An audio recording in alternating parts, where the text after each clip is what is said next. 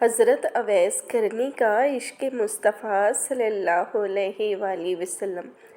جب حضرت اویس کرنی کو یمن میں یہ خبر موصول ہوئی کہ جنگ احد میں نبی پاک صلی اللہ علیہ وآلہ وسلم کے 2 دندان مبارک شہید ہوئے ہیں تو آپ نے فرمایا، اگر آپ رسول اللہ صلی اللہ علیہ وآلہ وسلم کے صحابہ کرام ہیں تو مجھے بتائیں، نبی پاک صلی اللہ علیہ وآلہ وسلم کا کون سا دانت شہید ہوا ہے اور کیوں؟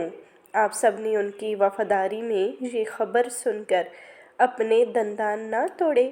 حضرت اویس کرنی فرماتے ہیں، جب مجھے یہ خبر ملی تو میں نے اپنا دانت توڑ دیا، پھر سوچا شاید وہ یہ والا دانت نہ ہو تو میں نے اسی گنتی میں اپنے سارے دانت توڑ لیے اور پھر ہی مجھے چین آیا۔ جب صحابہ کرام کو آپ کے اس عمل کی خبر ہوئی تو سب گریہ کرنے لگے۔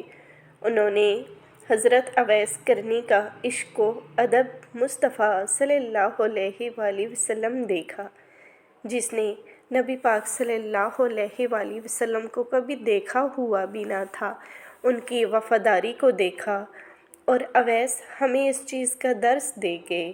اور جب اویس کے اس عمل کی خبر نبی پاک صلی اللہ علیہ وآلہ وسلم کو مدینہ میں ملی تو نبی پاک صلی اللہ علیہ وآلہ وسلم نے فرمایا، بے شک اویس ہمارا سچا مخلص دوست ہے۔